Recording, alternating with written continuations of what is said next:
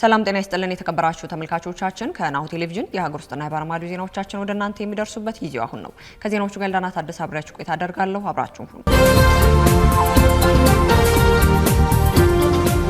ቀደም ወዳደረግናቸው አጫጭር የሀገር ውስጥ መረጃዎቻችን ነው የምናልፈው። የዘንድሮ ከተማ አቀፍ የስድስተኛ ክፍል መልቀቂያ ፈተና ዛሬ ሰኔ 29 ቀን 2018 ዓ.ም ይፋ እንደሚሆን የአዲስ አበባ ትምህርት ቢሮ አስታውቋል። የስድስተኛ ክፍል ክልላዊ መልቀቂያ ፈተና የማለፊያ ውጤት 50 በመቶ ሆኖ መጽደቁንም ነው ቢሮ ያስታወቀው። በአዲስ አበባ ከተማ አስተዳደር ስር በሚገኙ ትምህርት ቤቶች በ2018 የትምህርት ዘመን የተሰጠውን የስድስተኛ ክፍል መልቀቂያ ፈተና አጠቃላይ የማለፊያ ውጤት 50 በመቶ ሆኖ መጽደቁን የአዲስ አበባ ከተማ አስተዳደር ትምህርት ቢሮ አስታውቋል። የቢሮው አጠቃላይ ካውንስል አባላት ባካሄዱት ውይይት የቀረበውን የማለፊያ ነጥብ በሙሉ ድምጽ ያጸደቁ ሲሆን በዚህም መሰረት መደበኛ ተማሪ 50 በመቶ እና ከዚያ በላይ፣ የአካል ጉዳተኞች ተማሪ ደግሞ 48 በመቶ፣ የኦቲስቲክና ዳውን ሲንድረም ያለባቸው ተማሪዎች 40 በመቶ ሆኖ እንዲያልፉም ተወስኗል። የአዲስ አበባ ከተማ አስተዳደር ትምህርት ቢሮ ኃላፊ ዶክተር ዘላለም ሙላቱ በሰጡት መግለጫ በ2018 የትምህርት ዘመን የስድስተኛ ክፍል ተማሪዎች ውጤት እንዲሁም ደግሞ ባለድርሻ አካላትን በማስተባበር የተለያዩ ተግባራትን መከናወናቸውን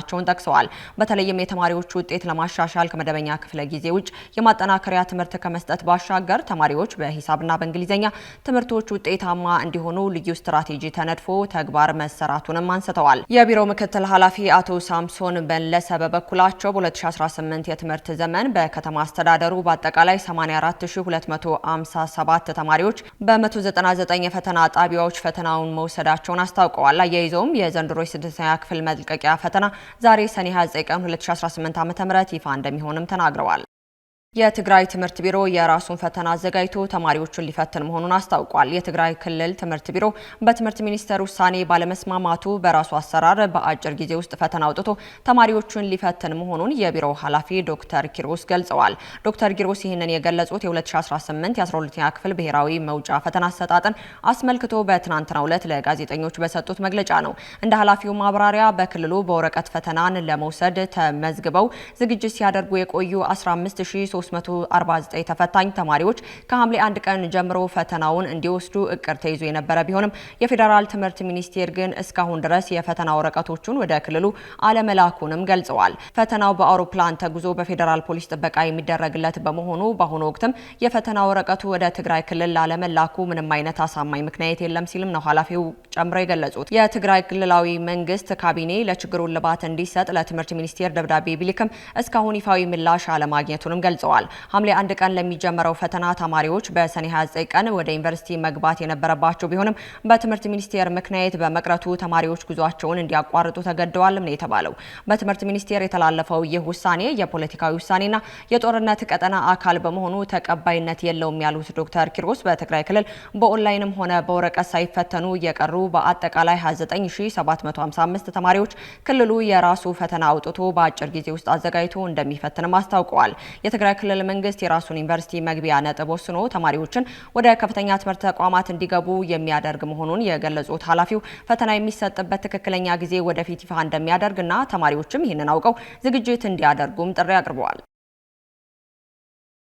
የአዲስ አበባ ቱሪዝም ኮሚሽንና ቴክኖ ኢትዮጵያ የሀገሪቱን ገጽታ በቴክኖሎጂ ለመደገፍ የሚያስችል ስምምነት ተፈራርመዋል። የሀገር ገጽታ ለመገንባትና የቱሪዝም መዳረሻን በቴክኖሎጂ የታገዘ የማስተዋወቅ ስራ ለመስራት የሚያስችል ስልታዊ ስምምነት ነው የተባለው። ስምምነቱ የተፈረመው ቴክኖ ኢትዮጵያ ከአዲስ አበባ ቱሪዝም ኮሚሽንና ከቦርድ ሴል ፎር አዲስ አበባ ጋር በመተባበር ባዘጋጀው ሶስተኛ ዙር የፎቶ ኤግዚቢሽን መክፈቻ ላይ ነው። በህፃናትና ወጣቶች ቲያትር ኮምፕሌክስ በይፋ በተከፈተው በዚህ ኤግዚቢሽን ላይ የአዲስ አበባ ቱሪዝም ኮሚሽንና የቴክኖ ኢትዮጵያ በጋራ መስራት የሚያስችል ውል እንደሆነም የተገለጸ ሲሆን ሁለቱ ተቋማት በቱሪዝምና በቴክኖሎጂ ዘርፍ ላይ ቅድሚያ በመስጠት የሀገር ውስጥ የቱሪዝም መዳረሻዎችን ይበልጥ ተደራሽ ለማድረግና ማህበረሰቡ የሀገሪቱን ተፈጥሯዊና ታሪካዊ እሴት እንዲያውቅ ለማስቻል ከፍተኛ አስተዋጽኦ ይኖረዋልም ተብሏል።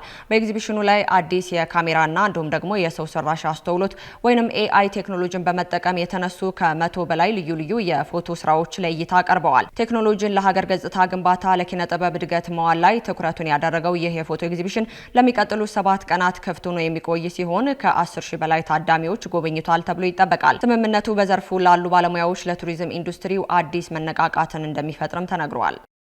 ዜና እረፍት። አንጋፋዋ ድምፃዊና የዜማ ደራሲ ራሄል ዮሐንስ ከዚህ ዓለም በሞት መለየቷ ተሰምቷል። በኢትዮጵያ የሙዚቃ ታሪክ ውስጥ በተለይም በዘመን አይሽሬ የባህል ስራዎቿ የብዙዎችን ልብ የማረከችው አንጋፋዋ ድምፃዊና የዜማ ደራሲ ራሄል ዮሐንስ በትናንትናው ዕለት ከዚህ ዓለም በሞት መለየቷ ተዘግቧል። የአርቲስቷ ስርዓተ ቀብርም በዛሬው ዕለት በይፋ ይፈጸማልም ነው የተባለው። በኪነ ጥበብ ህይወቷ በርካታ የማይረሱ ድንቅ ስራዎችን ለህዝብ በማበርከት ታላቅ ባለውለታ የነበረችው አርቲስቷ በሙያ ዘመኗ ስኬታማ ና አርያ የሚሆኑ የጥበብ ጉዞዎቿ እንደነበሯትም ይታወቃል። የአንጋፋዋ ድምፃዊ ራሄል ዮሐንስ ስርዓተ ቀብር ዛሬ በአዲስ አበባ ሀገረ ስብከት ደብረ ምሕረት ሰዓሊተ ምሕረት ቅድስት ማርያምና ቅዱስ ክርስቶስ ሰምራ ካቴድራል ከቀኑ 8 ሰዓት ላይ ይፈጸማልም ነው የተባለው።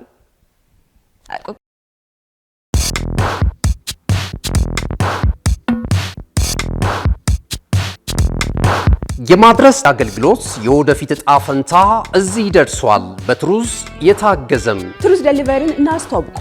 የኛ 100% የኤሌክትሪክ ሞተሮች ለአካባቢ ተስማሚ ብቻ አይደሉም፣ ፈጣን፣ ጸጥተኛና አስተማማኝም ናቸው። ያለምንም ጫጫታ፣ ያለምንም ጭስ የእርስዎ ጥቅል በሰዓቱ ይደርሳል። በቀጥታ ክትትል ላይፍ ትራኪንግ ሁሉንም ነገር ይቆጣጠሩ። ጥቅሎ እስከ ደጃፎ ድረስ ያለውን እንቅስቃሴ በቀጥታ ይመልከቱ። ደህንነት ቅድሚያ የምንሰጠው ጉዳይ ነው። በእኛ የተቀባይ ማረጋገጫ ሪሲቨር ኮንፈርሜሽን ዘዴ ጥቅሎ በትክክለኛው እጅ መግባቱ እናረጋግጣለን። እርስዎ ያረጋግጣሉ፣ እኛም እናስረክባለን። እገዛ ይፈልጋሉ? ቡድናችን ሁልጊዜ በ8194 ዝግጁ ነው። ትሩዝ ዴሊቨሪ ለአካባቢ ተስማሚ፣ ደህንነቱ የተጠበቀና የቀጥታ ክትትል ያለው። ዛሬውኑ በ8194 ይደውሉ። ቀጥለናል። ከውጭ ወዳገኘናቸው መረጃዎቻችን እናልፋለን። ቻይናና ሩሲያ በአንድነት ዓመታዊ የሆነ ትልቅ የባህር ላይ ልምምድ ሊያካሂዱ ነው ተብሏል። ቻይናና ሩሲያ የባህር ኃይል በቻይና ምዕራባዊ የባህር ዳርቻ በሚገኘው የውሃና የአየር ክልሎች ላይ ግዙፍ የሆነ የጋራ ወታደራዊ ልምምድ ሊያካሂዱ መሆኑ ተገልጿል። ይህን አስመልክቶ የቻይና መከላከያ ሚኒስቴር በሰጠው መግለጫ በተለይም በዋናዋ ከተማ በደቡብ መዲና በሆነችው አቅራቢያ በሚገኘው ይህ ዓመታዊ የጦር ልምምድ እስከ ሰኞ ድረስ እንደሚቀጥልም ገልጸዋል። የባህር ኃይል ልምምዱ ከተጠናቀቀ በኋላ ሁለቱ ሀገራት በፓሲፊክ ውቅያኖስ ይፋ ባልደረጉት ቦታዎች ላይ የጋራ የባህር ላይ ጥበቃና ቅኝት እንደሚያደርጉም ዘገባዎች እየወጡ ይገኛሉ።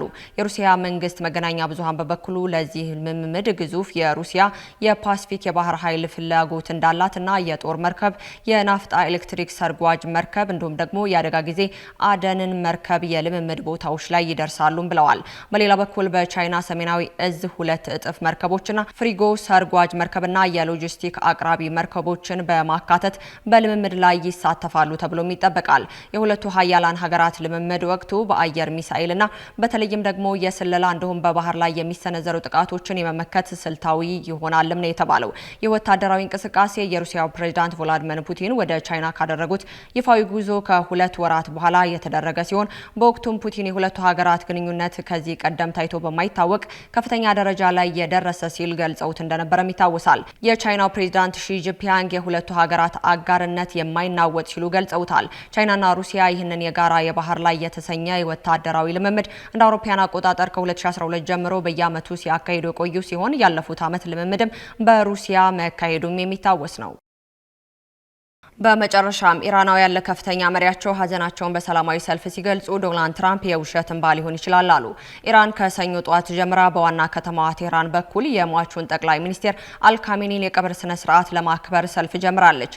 ኢራናውያን የካቲት 28 ቀን በእስራኤልና ዩናይትድ ስቴትስ በተጀመረው ጦርነት መጀመሪያ ላይ በተፈጸመ የአየር ድብደባ ጥቃት ህይወታቸውን ያጡትን ጠቅላይ መሪ የቀብር ስነ ስርዓት ለማካሄድ በነቂስ ወጥተዋል። የሬሳ ሳጥኑ በቴህራን ጎዳናዎች ላይ ለ12 ሰዓት ጉዞ ወደ ማሃርቢን ዓለም አቀፍ አየር ማረፊያ ይወሰዳል ሲሉ ሰልፉን የሚቆጣጠሩት የአብዮት ጠባቂ ጀነራል ሐሰን ጃቤን ነግረውኛል ሲል አሶሺየትድ ፕሬስ ዘግቧል።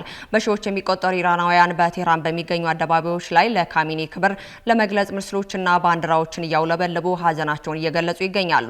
ይህ በእንዲህ እንዳለ አሜሪካ የሆርሙዝ መተላለፊያ ሙሉ በሙሉ ለመክፈት አወዛጋቢ የሆነውን የኒውክሌር ፕሮግራም ለማፍረስ እና ጦርነቱን በቋሚነት ለማስቆም ከኢራን ጋር ለመደራደር እየገፋች ነው። ንግግሮቹ እስከ ቀብር ፍጻሜ ፍጻሜው ድረስ የተቋረጡ ይመስላሉ። ፕሬዚዳንት ዶናልድ ትራምፕ የቀብሩ ስነ ስርዓት እስከሚጠናቀቅ ከኢራን ጋር የምናደርገው ንግግር አቁመናል ሲሉ መናገራቸውን የአሜሪካ የዜና ምንጭ የሆነው አክሲዮን ዘግቧል። አሜሪካ በቀብር ስነ ስርዓቱ ላይ የሚታደሙ የኢራን ከፍተኛ አመራሮችን በአንድ ጥይት ልትገድል እንደምትችል መናገራቸውን የአክሲዮን ዘገባ ያስነብባል።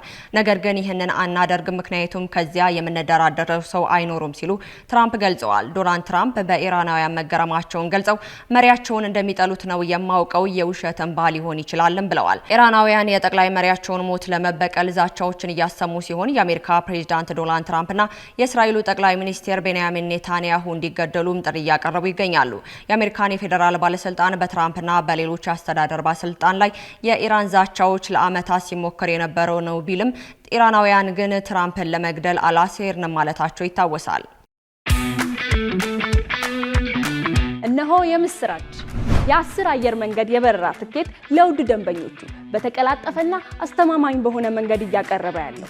በዚህም በደንበኞቹ የተመሰገነው ጉዞጎ አሁን ደግሞ ተደራሽነቱን በማስፋት ተጨማሪ ባንኮችን በማካተት ለውድ ደንበኞቹ የበለጠ አስተማማኝ ለመሆን ችሏል።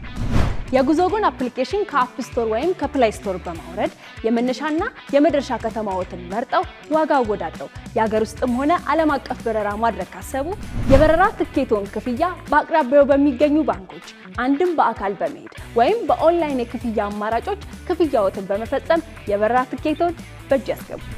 ከዚህም በተጨማሪ እንደ ሁል ጊዜው ወደ ጉዞጎ የጥሪ ማዕከላችን 7473 በመደወል ከሙሉ የበረራ መረጃ ጋር የ24 ሰዓት የትኬት አገልግሎት ማግኘት እንደሚችሉ ስናበስሮ በታላቅ ደስታ ነው።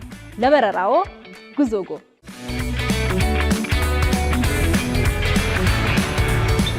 ከናሁ ቴሌቪዥን ለሰዓቱ የያዝላችሁ መረጃዎቻችን እስካሁን ይመስሉ ነበር። ከዜናዎቹ ጋር ዳና ታደሰ አብሬያችሁ ቆይታ አደረኩኝ። መልካም ቀን።